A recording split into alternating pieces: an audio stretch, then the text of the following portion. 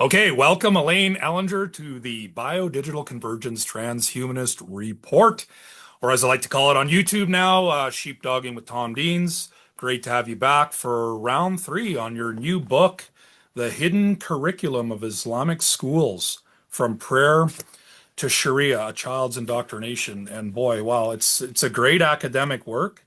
All kinds of information in here that most of us we wouldn't, why would we have any knowledge or understanding of this, right? But this is coming to the West, right? As the mosques are being built, as the Islamic schools are being built, we need to know what these children are being taught because they are going to be people that are going to be working to gain positions of power within Western civilization as well.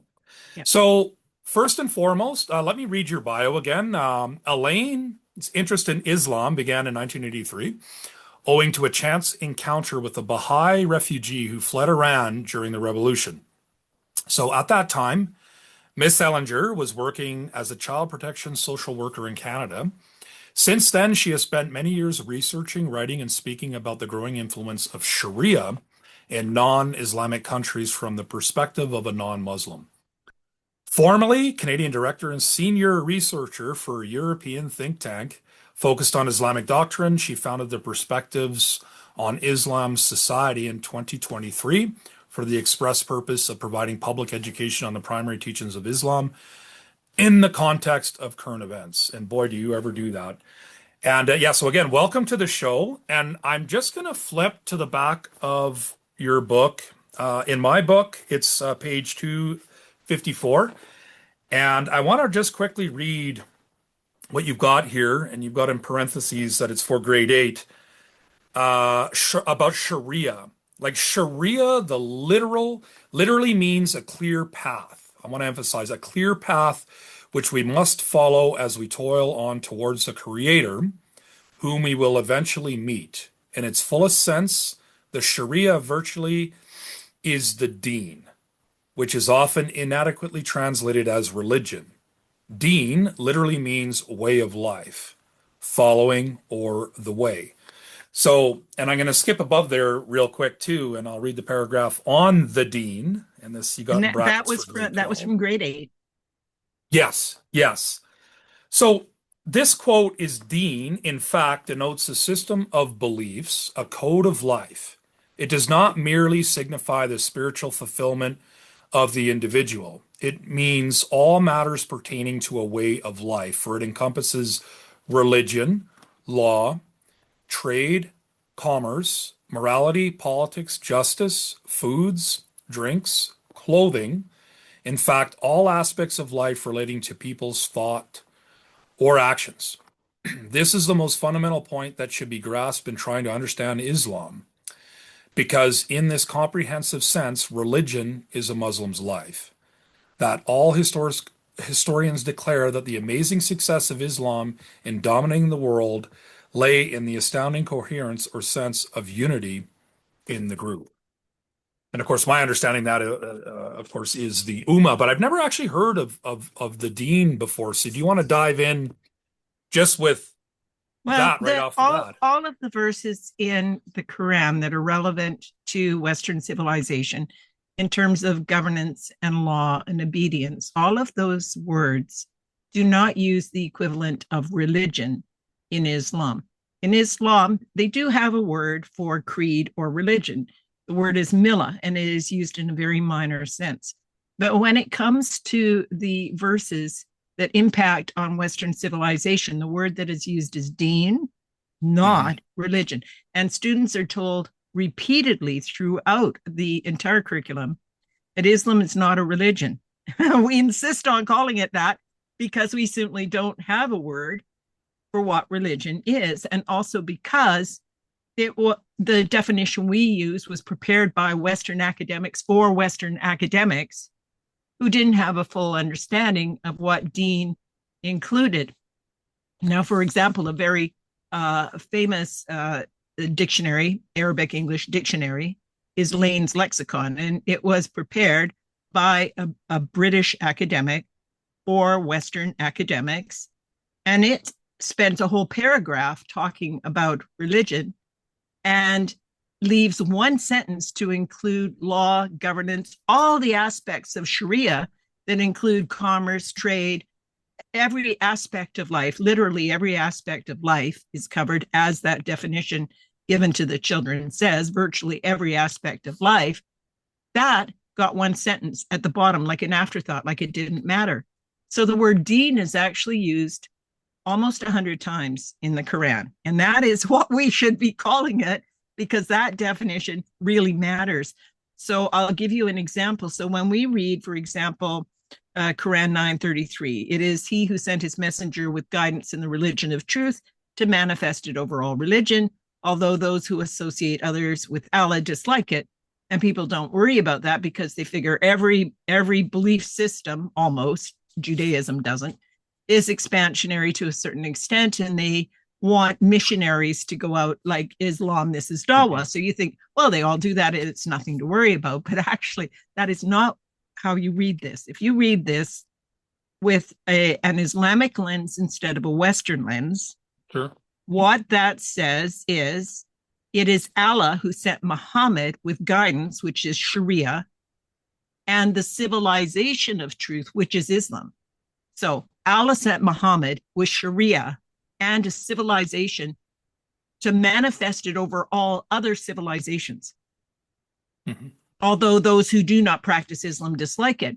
So we don't, and we should look at Deen, at Islam, as being a civilizational entity, not a simple religion, because that is in fact what it is. And so we don't treat it accordingly. You know, we give it charitable status and all those things that we give to what we think are harmless, religions, when it really is nothing like that. And the children are repeatedly told it is nothing like that. And we're very foolish not to treat it the way that it should be treated, which is, a competition in terms of civilization, not just belief. Yeah.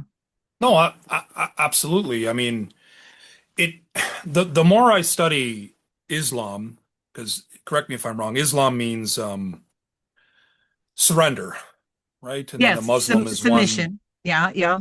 Okay, yeah, and a Muslim is and one. people are constantly told, like, it was. I'm pretty sure it was the Canadian police.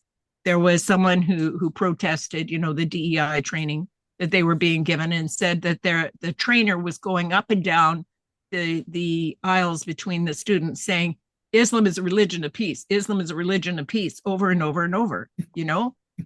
And the fact is they have the same root. The word peace, salam, okay. Mm-hmm. And my pronunciation isn't the greatest, but is SLM. Okay, that is the root. SLM, salam. Islam is submission, peace with submission. The submission has to come first. Just because they have the same root, they are not interchangeable. Yeah, that's a good distinction you made there, because of course, too, like one of the main things that you've highlighted as well is kind of what's mentioned in the Quran during the Meccan period, as opposed to when he actually gained military power in Medina, and how different the verses were, right, from when he actually, and how different people are when they actually claim power. Oh, when boy, they get a little power, sometimes they get a little power drunk, Absolutely, yeah. And I mean, or a lot. Islam grew astronomically, right, when the sword came out. I mean, that's just a fact of history. And that's when the Islamic calendar begins. I mean, that is significant. The calendar doesn't begin when he started preaching Islam. 13 years later, when he adopted jihad and became a political and military leader, that is when that calendar begins. Okay. And now, we were saying, well, Deen denotes this, and this. People don't understand that Islam has a common law, a common language, a common doctrine. It is a nation without borders. So yes, like I was saying in my last book, Civilizational Reckoning, is that Western politicians do not recognize war unless it is declared by a nation state. But the doctrine itself is that declaration. Anyone who reads it and understands it knows full well that's exactly what it is. There's 500 very problematic verses in the Mhm. Quran alone, let alone the Hadith and the life of Muhammad, which was clearly that of a jihadi. Once that, and that is glorified in the lessons given to the children. It's absolutely glorified. So Yeah. it's very clear that he's the Mhm. model they're supposed to follow. And the children are told, the Quran says over 40 times that you need to follow the example of Muhammad. And people are going, well, what, those jihadis are extremists. No, they're not. It's normative Islam. Yeah, I agree. When you, like you said, you've got to go to the root doctrine, the root texts, whatever's considered to be canon, like whatever that may or may not be. I know there's Exactly. differences and there's so many different sects, if you will, but predominantly it's between Shia Islam and the Sunnis. But I know enough about it now that yes, like, because of course the Hadiths is about what Muhammad did and said. And I Mm. mean, of course, when you compare that to Jesus Christ, it's like night and day. Okay? There's no Oh, yeah. comparison. Yeah. None. Yeah, it is. But Yeah. there are all sorts of people who are like Muslim and they've got like Jesus on their header because they also claim Jesus. But Islam claims all of the prophets, the characters that are in the Judeo-Christian Bible in the line of David, from Abraham, Isaac, all the way. Doesn't claim Mhm. any from Ishmael. And, I mean, this is pretty ridiculous, isn't it? Because Islam keeps justifying itself and saying, oh, well, Moses was a Muslim. Well, excuse me, why don't you ever talk about those descendants of Ishmael? Because you say you're from Ishmael. So how Mhm. is it that all of a sudden you're appropriating all of these previous prophets and characters that are in the Jewish tradition and declaring also that Christ is Muslim? This is Mhm. ridiculous. For Yeah, another thing, one of the most reliable sources is Al-Tabari. It's highly respected. I only use doctrine that is highly respected amongst us because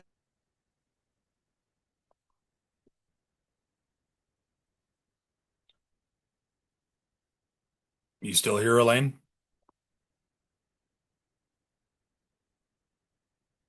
you to I about guess 30 AD or I 30 lost BC. you. I'm I sorry. lost you for about 30 seconds there, So you but got me back again. Well, I just yeah, want to no, make you're sure back. people, yeah, good that people heard that the actual genealogy, the oral tradition that is recorded in Al Tabari for Muhammad only goes back 21 generations to Adnan, which is 30 BCE. There is no connection between Adnan and Ishmael.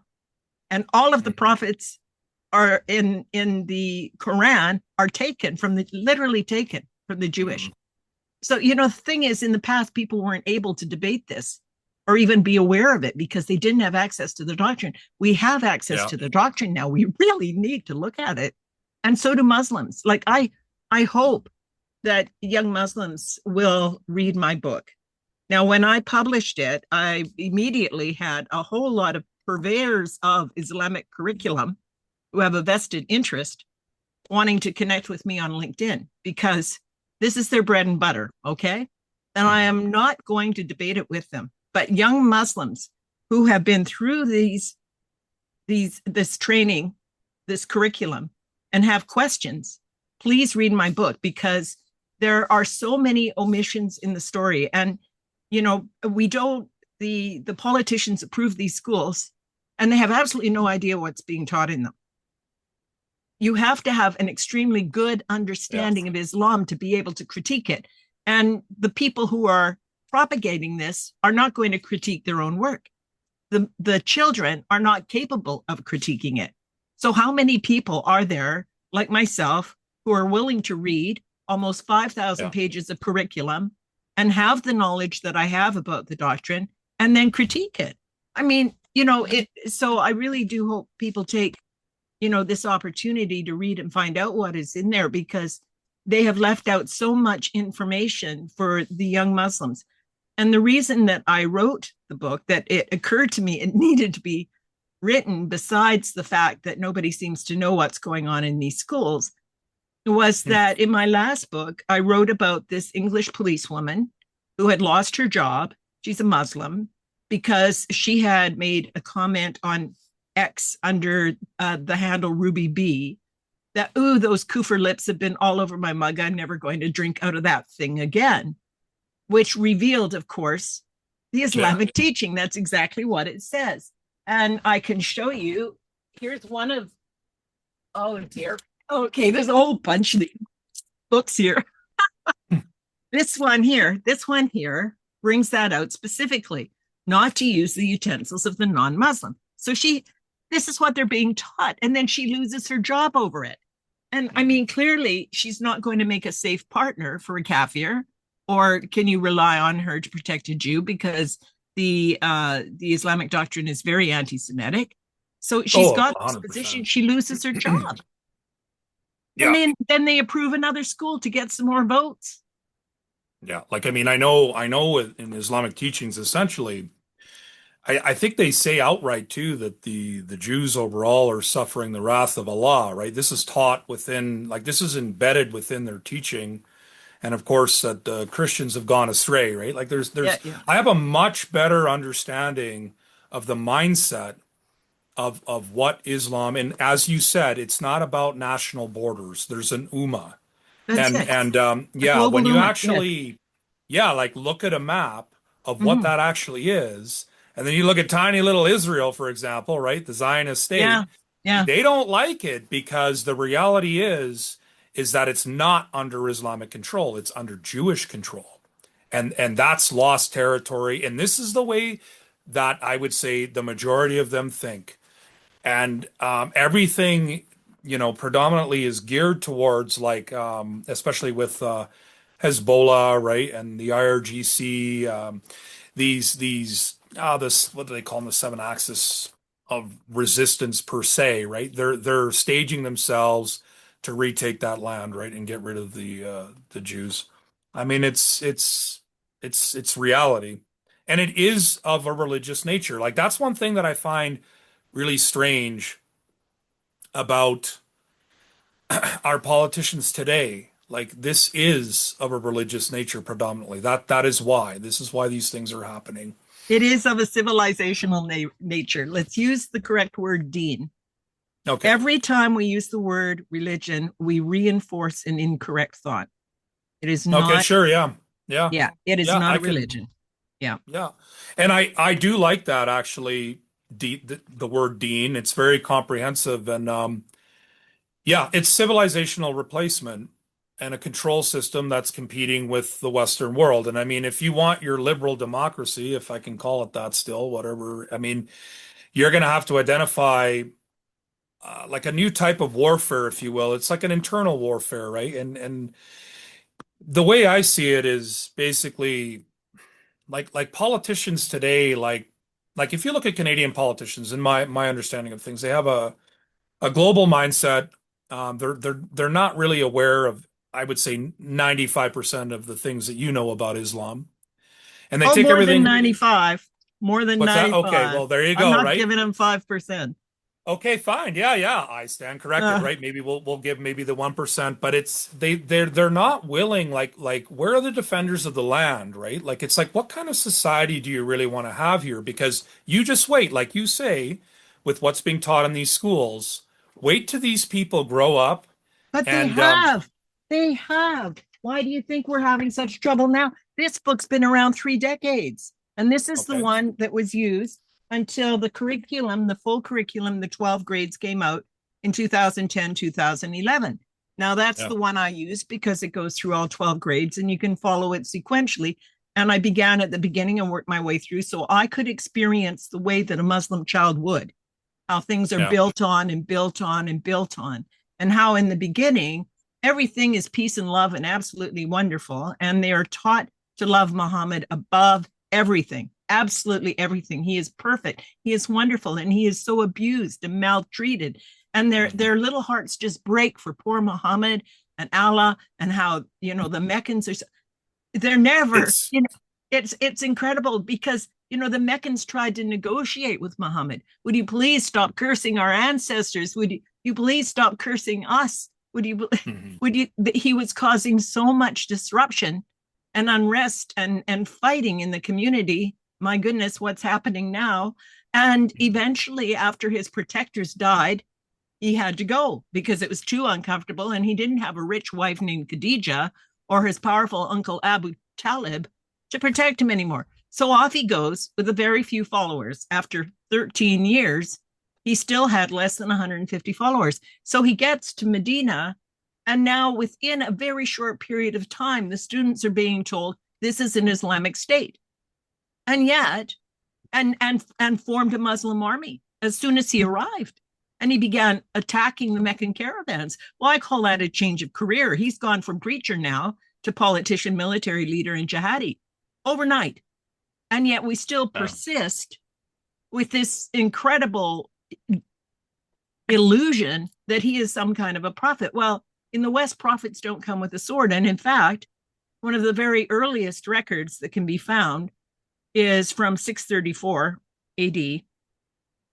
And it's a Christian dialogue. And there's a Jew who is asked about who is this person that is, you know, in the Middle East and, you know, wreaking havoc on the Christian communities.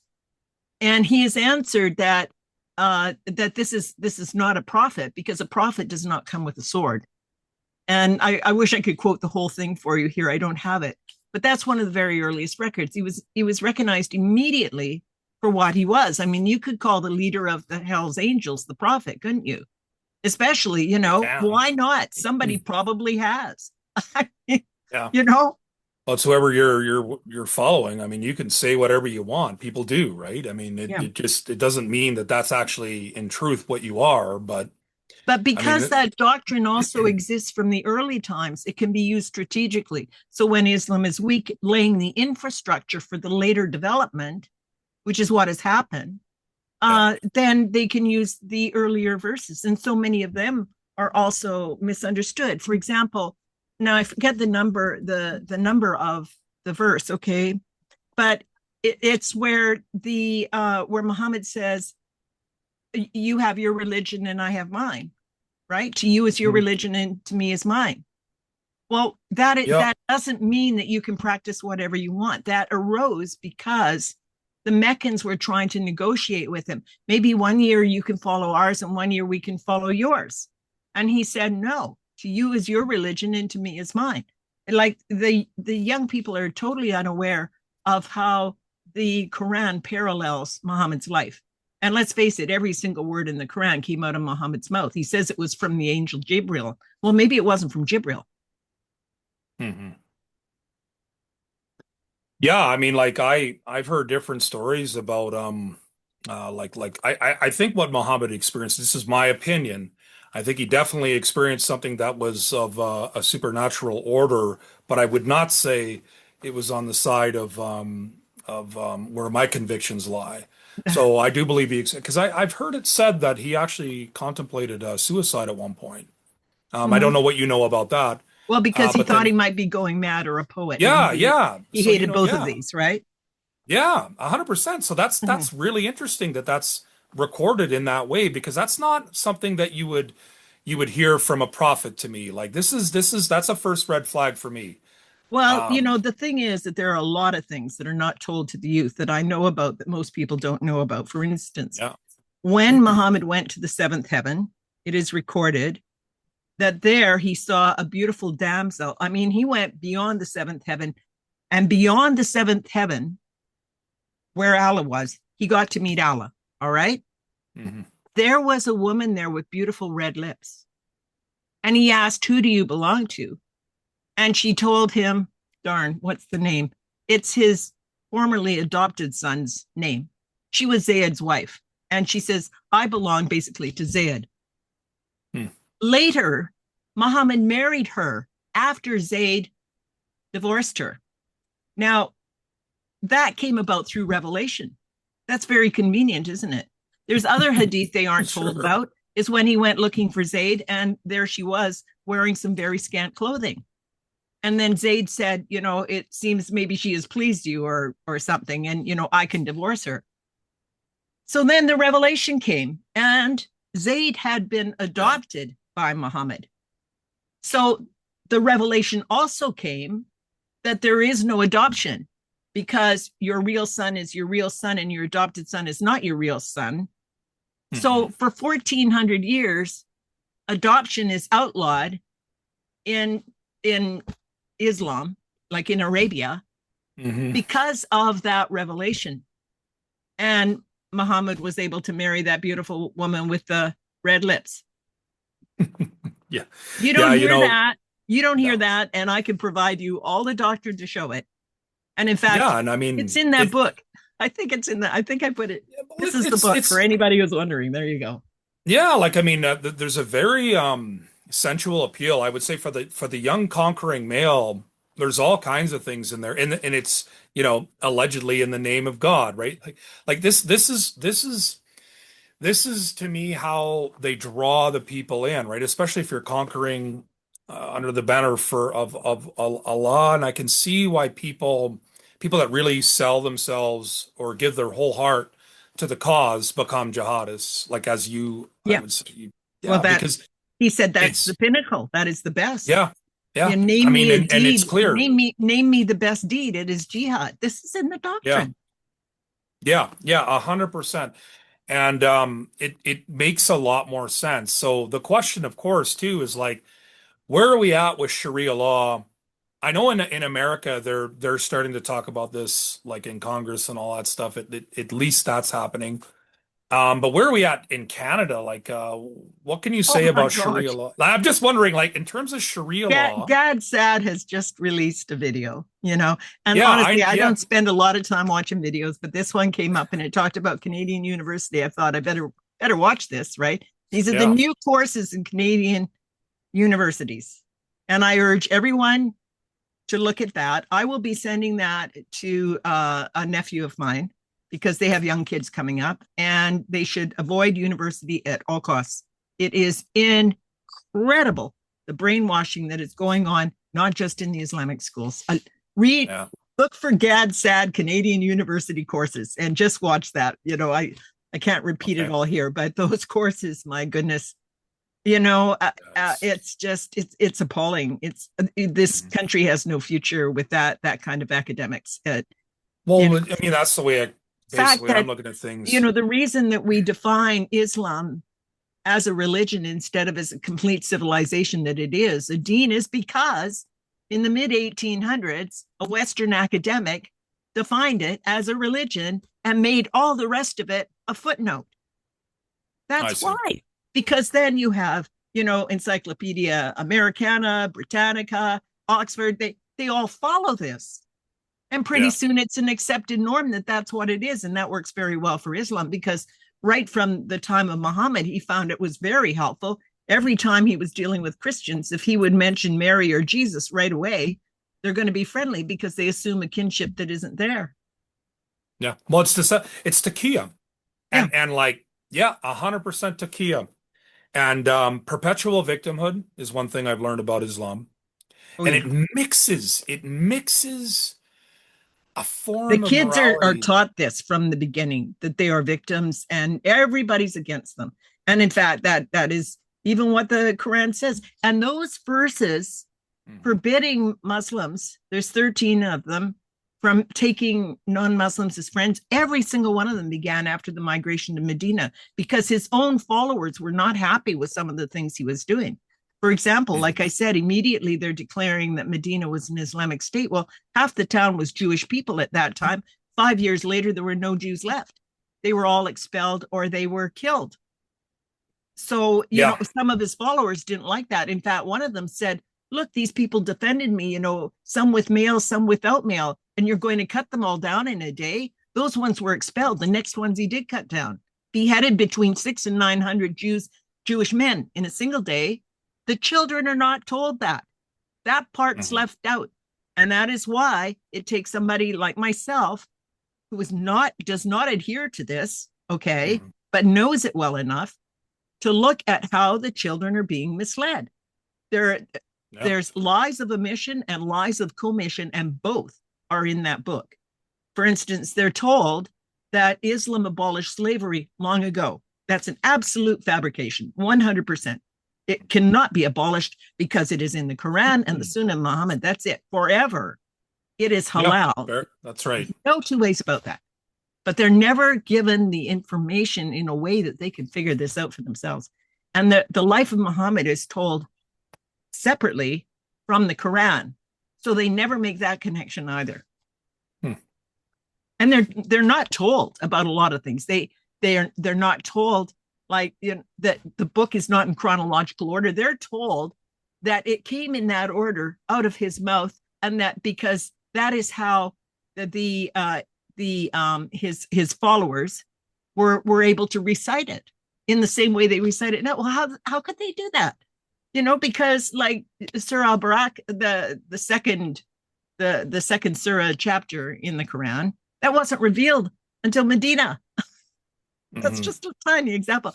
They're also, It, yeah, they're quizzed on things. I'd like to read something out of the book here, like yeah, that one, no, please. one I Yeah, just told you. I've So got one. they're told that permission to have offensive, uh, the permission to fight was given in Mecca. That is what the students are told. That permission to fight was given in Mecca, which the students understand as being defensive because he was so opposed and abused in Mecca. That is what they're told. And then they're tested on it. That verse was revealed in Mecca. It wasn't. It was revealed in Medina. When the Meccans were no longer a threat, he was 100 miles away. That's when permission to fight came in the Quran. The kids are lied to and they're tested on it. Hmm. No, that doesn't surprise me. Yeah. Yeah. I So, mean, yeah. I mean, yeah, you don't have that. That's none of this is going to surprise me at all, right? But I'm glad you're shedding light on it, right? That's why it's really important, and I well, really do. the thing is that, you know, I studied psychology rather thoroughly, particularly conditioning and learning, you know, behavior modification and that when I was in university. And so I recognize it really quickly when I see it. And that is used throughout the curriculum. And it begins with the kids learning, memorizing Arabic, but they have no understanding whatsoever what that means in English. Like these books, this Hmm. curriculum is printed in all English speaking countries in English. So this is what Muslim children are learning in the UK and Australia and Canada, the US. And there are literally thousands of these schools. There's hundreds of full-time schools, but then there's also weekend schools at the mosques, and you know, huge number of mosques, like it'd be like a couple of thousand in the UK have these weekend schools. So now I forget where I was going with that. Um, oh yes, okay. So the Arabic, they're learning the Arabic, but they don't know what it means. They're not given the English. It's not till a couple years later that they know the English, but of course they still have something of a Western head. So they Hmm. don't really understand the implications of it. That's not provided to them. And all of the stories that they're taught, like when you read the book, doesn't talk about history, it talks about precedent. Because whatever Muhammad did forms the basis of Sharia, and that is eternal. So it's precedent like law. Yeah. Exactly like law. So they're taught these stories, which they absorb as being simply stories. They don't realize until grades 11 and 12 that any of this has anything to do with Sharia. And they still don't understand things. They're never told about things like killing apostates or Haddad punishments, where you stone a woman to death or you cut off their hand for stealing, or 100 lashes for, you know, Well, and sex. that's a part of Sharia, right? Like Haddad Oh, of punishment. course. And Yeah. Okay. not only that, a Haddad punishment, anything that is a punishment in the Quran that is in the doctrine is forever. It's eternal because Allah said it Okay. can't be modified. But they're not told this, you know? So they're not told so much. And that's one of the other reasons I had to read this, is because so often I heard young Muslims repeating the same story like a script that I knew was wrong. So Yeah. they're talking about the wonderful human rights that came as a result of the Charter of Medina. So why are they all saying this when that's not the case? And the last sermon of Muhammad. And is this important? Well, those two documents underpin the Cairo Declaration of Human Rights in Islam, which is in force at the UN.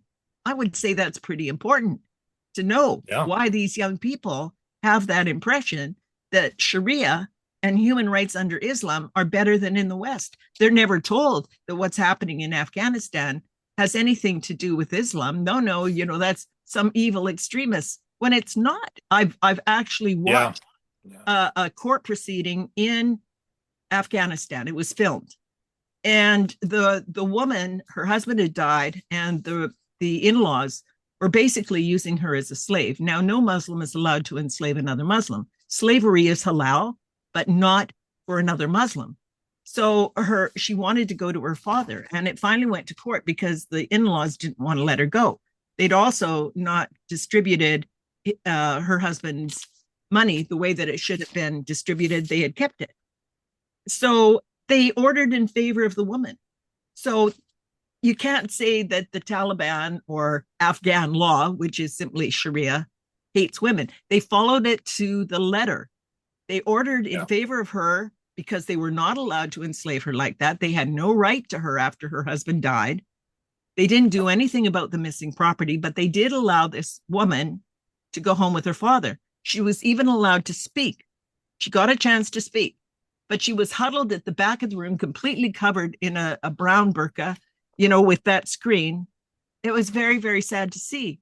It was actually Sharia. Nobody can say that that is something extreme. If you want to apply it fully, you can, and it's always available. So when they come out in Iran and they start, murdering thousands of people in the street, why? Well, you can find justification for it in Quran 839. They were causing fitna, unrest in the street. So That's right. that's the justification. People really need to know what this law for this civilization is. So I was going to show you just how ritualistic it is, and how pervasive. Like, because it's very hard to explain just how pervasive it is in every single thing that the kids do over and over and over, besides the language, right? I'm going to read this. Okay, so this is just under the etiquette of sleeping. Mhm. Children are instructed to close doors, extinguish lamps, secure containers, and invoke the name of Allah before sleeping, because Satan is said to be unable to open what has been closed. Sleep posture is also regulated. Students are taught that lying on the stomach is disliked by Allah and corrected by Muhammad. When he encountered a man sleeping that way, he said, "Get up or sit up, for Allah hates this manner of lying down." So even how you sleep. So they are further that children are instructed to sleep on the right side with the right hand under the cheek, because this was Muhammad's practice. No practical reason is offered. Dreams are similarly controlled. A bad dream must be followed by spitting 3 times to the left and seeking refuge from Satan. The devil ties 3 knots on a sleeper's neck during the night, and remembering Allah, performing ablution, and praying each time removes 1 knot. Then in the quiz at the end of this particular lesson, the students are asked to identify the worst way of sleeping, with the correct answer defined by Muhammad's preference. Okay, yeah. Is that pervasive? Even how you sleep, everything. When you walk in the bathroom, you have to ask for protection from the male and female devils. You can't say anything about Muhammad. If you have anything about Muhammad or Allah on you, you must remove it before you go in there. You must step forward with the left foot because it's a dishonorable thing going to the bathroom, and leave it with the right. When you go in the mosque, you go with the right foot first, then you go out with the left. This goes on all day long. Hundreds and hundreds of invocations, which are eventually learned in Arabic, which is why someone can come from Pakistan and go to the mosque and carry on a conversation when they wouldn't be able to speak to me. So when I say that this is a global community, it is. These are the things they are all supposed to follow, the sort of behavior and the laws and the doctrine and the language and the food. It all goes, Yeah. No, I mean, and finance. It just, Well, even now, actually, I've started to see a lot more halal foods, even the burgers, and I'm seeing that like a lot more, like in Walmart. Well, places it's like cheaper that. than having two. And if you don't have it, then they kick up such a fuss because there's the whole enforcement aspect, which is another thing. So people have heard about the five pillars of Islam, but they Yeah, haven't heard about the communal duties. Okay. The five pillars are individual duties that you're supposed to say the Shahada, the prayer, do a zakat, the yeah, that Psalm, kind of thing. You're supposed to do all of that. the The five. Hajj. Yeah. There's Hmm. also communal duties. One of them is dawah, one of them is jihad, and one of them is enforcing the right and forbidding the wrong, meaning enforcing Sharia. And we have this happen all the time because Muhammad is the seal of the prophets. He was sent to all mankind. And as their Yeah. doctrine says, as the children are taught, that they need to enforce this. This is what we are supposed to be Yeah. doing as well. Yeah. He And I is mean, the last prophet. He was sent to all mankind, whereas previous prophets were sent only to their people. yeah. I mean, and I know too, like there's teaching that if you're able to correct it with your right hand, that you're supposed to do that. You're supposed to take That's action it. if you see something that's That's it. against the Sharia. And if you're not able to do so, then Yeah. you condemn it with your mouth, right? Or with your words. So this is a communal duty. And with Yeah. communal duties, okay, not every person is required to participate. However, you would not oppose it either. And with jihad, if you even donate the money for a horse, for example, you have participated. There are different ways you can do it Yes. with your mouth, with writing, with journalism. You can do it in many different ways. When it becomes a sin is if nobody is doing it. And if they know it needs to be done and they are able to do it and nobody does it, that is a sin on all of them because it's a communal duty. Jihad is a communal duty. I mean, we really need to wake up here. Yeah, 100%. I mean, I can see it clearly, but I guess for me, like I look at people like yourself and you're a harbinger of warning. That's why to me people like you are here. And it'll be said, you were warned and you did nothing. It's like a watch person at a tower. They see the army coming. They're trying to tell you, are you going to listen? It, I mean, this is the power of free will, okay, the way I understand it. Now you've done your duty, you've done your job, the way I see it. But then the leadership, if they choose, like, a lot of them, especially in Canada here, they just stick their head in the ground like an ostrich, the way I see it. It doesn't matter how much truth you show them, they just don't want to hear it, Oh, they right? don't want to hear it. You bet they Yeah, don't want they to don't hear it. want to hear it. Yeah, I don't waste any of my time anymore on Canadian yeah, I hear you. politicians. None. Yeah, No. yeah, They have I wasted totally far too agree. much of mine, you know? Yeah, they're My life is literally just as valuable as theirs. 100%. Yeah, like it's a real shame. It really is a shame, because just because maybe you find it uncomfortable, just say that the work that you've done the work for them. Have a look. Like you can't just scream out Islamophobia. It's like, guys, you have no I idea what got you're called an talking. Islamophobe today. My Oh, well, of man was course. Yeah, I losing mean, the of argument. course. He kept Yeah. coming back with, oh, well, this organization said this, and they said that, and they said this, and they said that. And Well, I kept proving him wrong. And finally, he called me an Islamophobe. And that's when I said, okay, you've gone too far now. When you get into ad hominem attacks, goodbye. So that was it. sure. I mean, well, of course they're going to say stuff like that. I mean, that to me is it's a psychological tactic. I would say that you're the absolute opposite because you're not afraid to talk about these things, and they are. Do you understand what I mean? It's Oh, he actually wasn't reverse afraid to talk about it. He psychology. just was barking up the wrong tree. That's for sure. Well, with You you, can't yeah, just for take sure. what people tell you. I never I encourage know. people Yeah, to take what I yeah, say.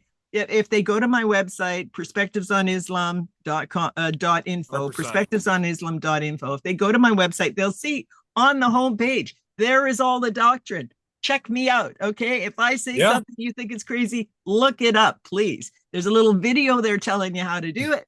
Okay. Yeah. I like what you've done.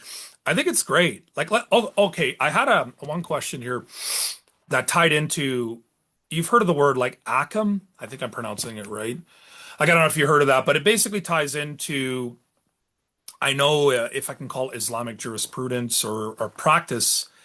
Because I was thinking about what they say, obligatory from recommended to permissible to disliked and then haram, Forbidden. right? Okay, Very so good. That's that's all five. yes, yes, yes, yes. And I mean, like again, right? Like we need to understand these things, right? Because like it the thing that blows my mind is again, I really believe it's because we're being pushed and I use the term loosely and generically, like this globalist mindset, right? Like Trudeau, again, I always bring up Trudeau, Well, the we can move on now to Carney, who has come out recently and said Canada is part of the New World Order. He used those very words. yeah, And yeah, he said that Muslim values are Canadian values. Clearly, he has not yes. looked at the charter. He has not got a single idea what he is talking about. When they come out and make a statement like that, honestly, it does Yeah, make me angry. It is beyond ignorant. It is dangerous. 100%. So like now, why do you think he's saying these things, and why do we like honestly, even if Are you're you a liberal, kidding? well, I want to hear what you have to say, right? I have my own opinion, but like Well, what? let's just keep everybody complacent. That works very well for them. Okay, okay, and like, why do you think the liberals like? And I say, why do you think they put guys like this? Do you think the liberals want this global system? Like, I'm kind of getting it off track, but like, I have to ask myself, like, what are you guys thinking? Like, do you want this global amalgamation? Because I'll tell you one thing: if Islam gains power, you guys are like not going to be in a good place. You you know, No, of it's course not. ironic. There's an irony to it all. It's Yeah. like they're using the left as a Trojan horse to establish a foothold in a Well, land to you know, undermine your liberal if democracy. you're not susceptible to groupthink, they're going to get you out. Yeah. You're not going to Yeah. be there. Okay. The Yeah. party is full of people who are susceptible to groupthink. That's Okay, it. that's a good one. Yeah. Yeah. I like Yeah. that. You go Yeah. along to get along or get out. That's it. Obviously. 100%. Okay, yeah. Yeah. See, this is good. This is why I like to hear the way that you would put it. I like that. Yeah, because like it's and also like I'm not sure if you know specifically what's going on in British Columbia as opposed to Alberta as opposed to Ontario, Probably but I do. not. I don't What's pay much that? What, attention to them. I kind of got okay, my hands full here. but like okay, so the taxpayers though, like I'm not sure if you know anything about this. So Oh, taxpayers are do I know that Alberta's leaving? Yeah. And do I think that's a good idea? Yeah. there But you go. Yeah, so we're at on the the same time, she has, supported Islamic finance. And I yeah, mean, she yeah, clearly has the no idea. And I know people who have tried to reach her and appear to have been unsuccessful. So are they going to end up in a better place? I doubt it. You know, if you don't have informed leaders, ultimately Islam is going to be successful. And I'm sorry to disappoint people, no, but that's okay. your counter terrorists, chasing extremists.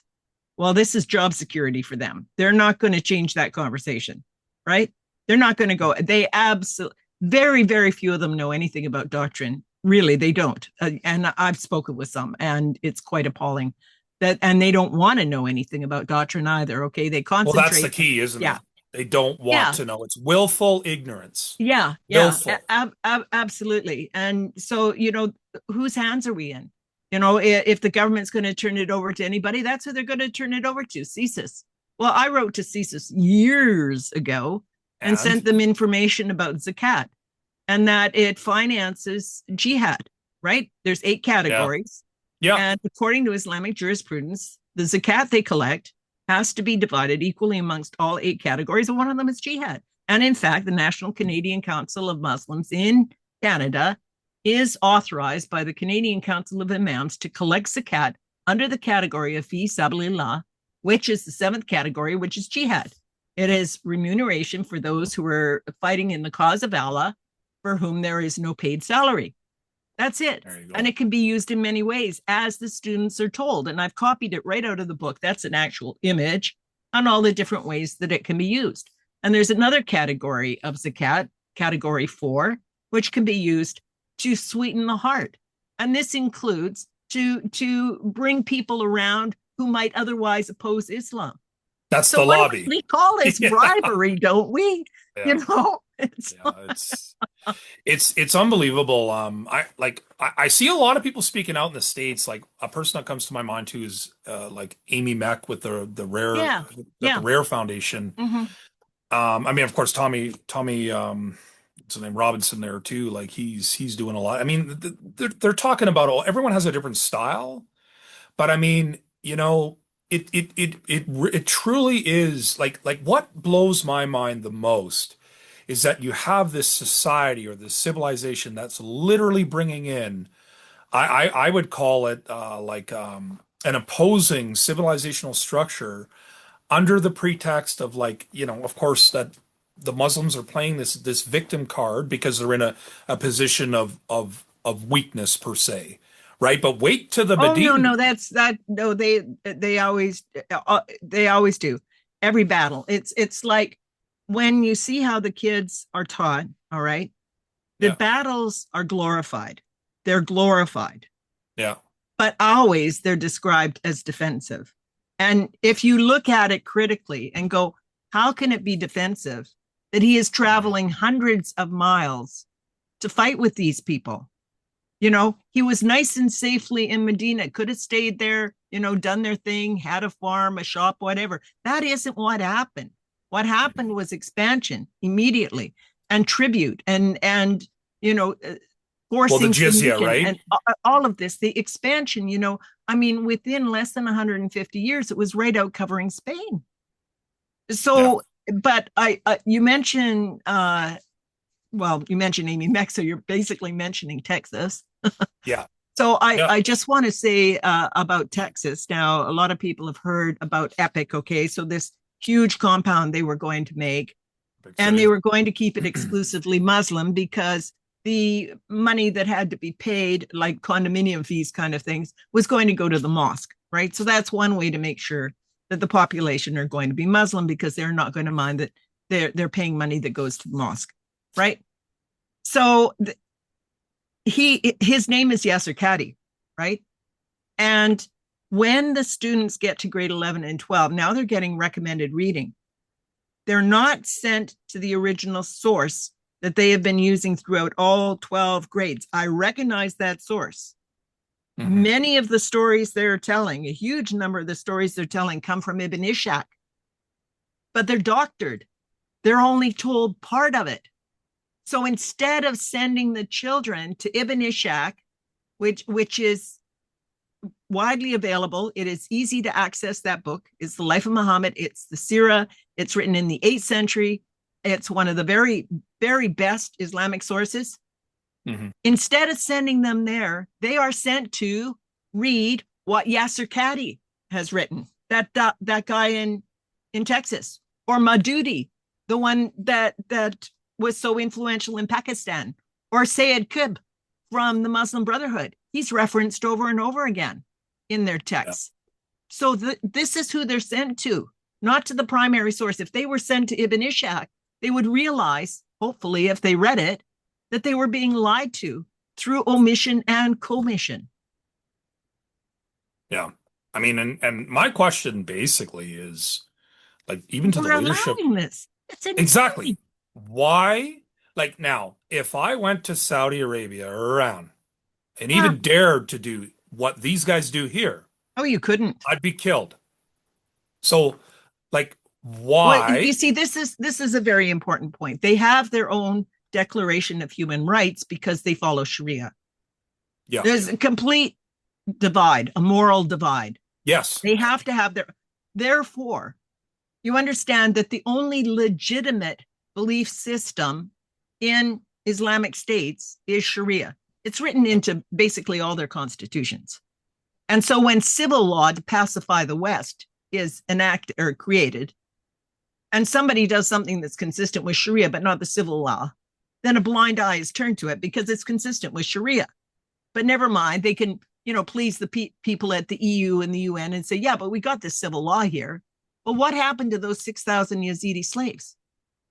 Well, we know Mhm. that they were sold all throughout the Middle East, and there's never been a single conviction for slavery there. And yet we've just had one. We've just had a Hindu woman enslaved in Australia Yeah.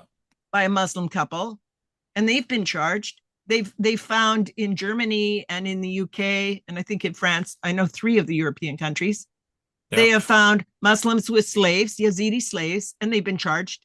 But most of them went to the Islamic states. But slavery is halal, like I said earlier. Yeah. You You know, know, and this isn't pointed out. The children are told that it was abolished long ago. yeah, no, and it And you hasn't see, been. they have to be lied to so that they will be very convincing. You know, they have to believe the lie.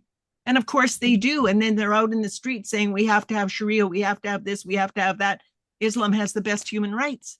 So Why do you think our leaders allow it?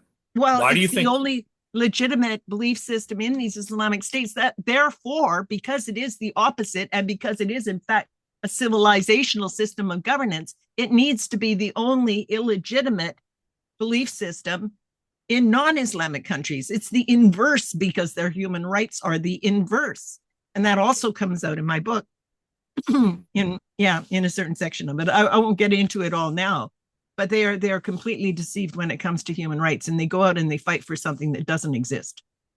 One, you mentioned the Cairo Declaration, because that for human rights, but that ties into Sharia, Oh, correct? absolutely. It Okay. underpins it. And there were complaints that it was based on Sharia because the one that was created in 1990 said specifically in Article 24 and 25 Yeah. that it was consistent with Sharia. Well, the EU complained about that, so they rewrote it because we're so stupid. Now it says that it's Yeah. subject to the principles of Islam. And in the very beginning of it, it says that it follows the time honored traditions of the last sermon of Muhammad in the Charter of Medina. Well, that is Sharia. Okay. They all Yeah. know it's Sharia. But we go, oh, isn't that very nice? They've taken Sharia out of it. We're so stupid. We are beyond Yeah. stupid. 100%. You know, and yeah, 100%. It's a shame. And from my point of view, I see it as a potential period of judgment coming to the Western world because of how weak we've become and Oh, complacent yeah. and Absolutely. Yeah. apathetic. And like this is a consequence. And of Yeah. course, the left, I say the left generically, Yeah. or like are facilitating it. It's all part of the process because Yeah. I believe that everything we do, there's law and order and Yeah. balance and if Yeah. you will, and we've our leaders are mostly responsible for facilitating this. And I mean, man, you don't even need an army anymore. It's all done under the No, pretext that's of right. We're mass doing it ourselves. immigration, Our leaders are doing it globalism. to us. Yes, they Yeah, are. And obviously, yeah, they must have a reason, and it must be something that benefits them. And it certainly doesn't benefit us that much, is obvious. yeah. I think And it's an I just experiment want to to say, them. before we Sure. close, I have another Yeah. meeting pretty soon, but I want to say if I didn't care about people deeply, I wouldn't be doing this. I don't need this. Okay. I No. do it simply because I do care about people. I care about those young Muslims that have been lied to. I do not in any way support people who are powerful and abuse the people who are powerless. And Islam is given free reign to do that in its doctrine. That happens here too, okay? But it is not condoned. In Islam, the jihadi is the best guy. The power is given to the imams, the mullahs, those who enforce the Sharia on all the others, those who can go out and kill people in Iran, who can, cut off people's hands. It empowers them. It empowers the enforcers. And I'm all blurry here, and in Yeah. any population, there is a group of people. Oh, there, I just about got it straightened out. There's a group of people who like to enforce, okay? Yeah. And in your ordinary this is the authoritarian population. And in your ordinary population, okay, maybe 20% will be authoritarian. In times of crisis, that number goes up. We saw that with COVID. Okay, people who want to enforce rules. It gives them a feeling of security. Well, I don't know what that percentage is in Islam, but I have to guess it's much higher. After 14 centuries of weeding out people who were critical thinkers who didn't want to go along with this, Yeah. enforcers are encouraged, they are rewarded. And so I would think that the authoritarian personality is much higher in Islam. And it just doesn't bode well for the future. So we need to wrap it up. I know I got Yeah. another No, for meeting sure. No. in a minute. Okay, so people can find you. No, thanks, Elaine. Definitely, I'll add your book there to the write up. Guys, have a Yeah, read. please do. Civilizational Reckoning. You can find Elaine on X. You're on YouTube. You're on LinkedIn. You're everywhere, right? So, yeah, Perspectives on Islam.info. If you want there to we check go. anything I've written, please Yeah, do. absolutely. It's Get worth the into time those investment. that Yeah, this is doctrine relevant for and today, see what it right? says. You betcha. Yeah. Okay, thanks a lot, Elaine. And you take care of yourself, and Oh, I'll thank keep you so following much, what you Tom. put out. It's been a pleasure. Take care. Bye now.